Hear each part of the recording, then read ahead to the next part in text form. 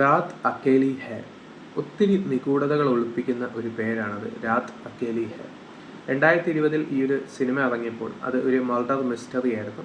പക്ഷേ വേറൊരു അപ്രോച്ചാണ് ഈ ഒരു ഇൻവെസ്റ്റിഗേഷന് കൊടുത്തിരിക്കുന്നത്. ഒരു റിയാലിറ്റിയുടെ കൂടെ നിൽക്കുന്ന അല്ലെങ്കിൽ ഒരു ഡാർക്കായിട്ടുള്ള ക്രൈമിനെ കുറിച്ച് പറയുന്നത്, അങ്ങനെ എഫക്റ്റീവായിട്ട് പറയുന്ന കഥയായിരുന്നു രാത് അക്കേലി ഹെയുടെ ആദ്യത്തെ ഭാഗം. ഇപ്പോൾ രണ്ടാമത്തെ ഭാഗം ഇറങ്ങി, ദ ബൻസാൽ മർഡേഴ്സ്.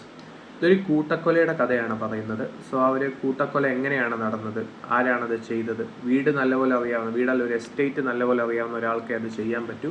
കാരണം എന്താണെന്ന് ചോദിച്ചാൽ, സോ ഈ ഒരു ഇത്രയും വലിയൊരു വീട്, ഇത്രയും പിടിപാടുള്ള ആളുകൾ, അവരെയൊക്കെ വീട്ടിൽ കയറി കൊന്നിട്ടുണ്ടെങ്കിൽ വീട് നല്ലപോലെ അറിയാവുന്ന അല്ലെങ്കിൽ എസ്റ്റേറ്റ് നല്ലപോലെ അറിയാവുന്ന ഒരാൾക്ക് മാത്രമേ സാധിക്കൂ.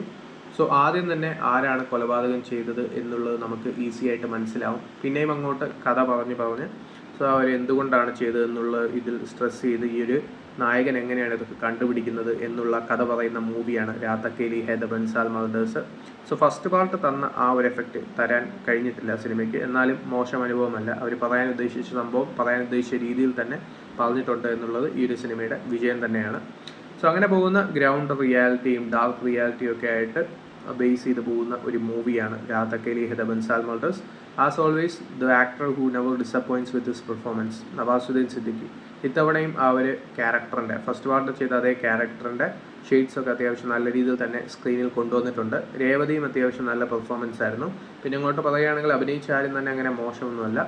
സോ അങ്ങനെ പോകുന്ന ഒരു മൂവിയാണ്. ആരാണ് ഈ കൊലപാതകം ചെയ്തത്? സസ്പീഷൻ്റെ അണ്ടറിൽ ഒത്തിരി പേരുണ്ട്, പക്ഷേ അവരല്ലാതെ ഒരാളായിരിക്കണം കൊലപാതകം ചെയ്തത് എന്നുള്ളത് എല്ലാ മർഡർ മിസ്റ്ററിയുടെയും ഒരു പതിവ് ക്ലീശയാണ്.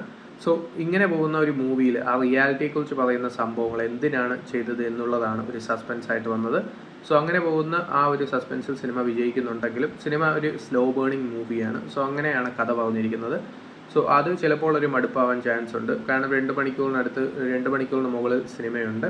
സോ ഒരു ഭയങ്കര നമ്മളൊരു ഞെട്ടിക്കുന്ന രീതിയിലുള്ള സംഭവങ്ങളും അങ്ങനെ ഗ്രിപ്പിംഗ് ആയിട്ടുള്ള ഇൻവെസ്റ്റിഗേഷൻ അല്ല. സിനിമ ആവശ്യമുള്ള സമയമെടുത്ത് പറഞ്ഞിരിക്കുന്ന ഒരു കഥയാണ്. സോ അതിൻ്റെ പ്രശ്നങ്ങൾ സിനിമയ്ക്ക് ഉണ്ടാവും. ബാക്കി നോക്കുകയാണെങ്കിൽ അത്യാവശ്യം സാറ്റിസ്ഫൈ ചെയ്ത ഒരു മൂവിയാണ് രാത് അക്കേലി ഹെ, ദ ബൻസാൽ മർഡേഴ്സ്. കണ്ടിട്ട് നിങ്ങളുടെ അഭിപ്രായം പറയുക.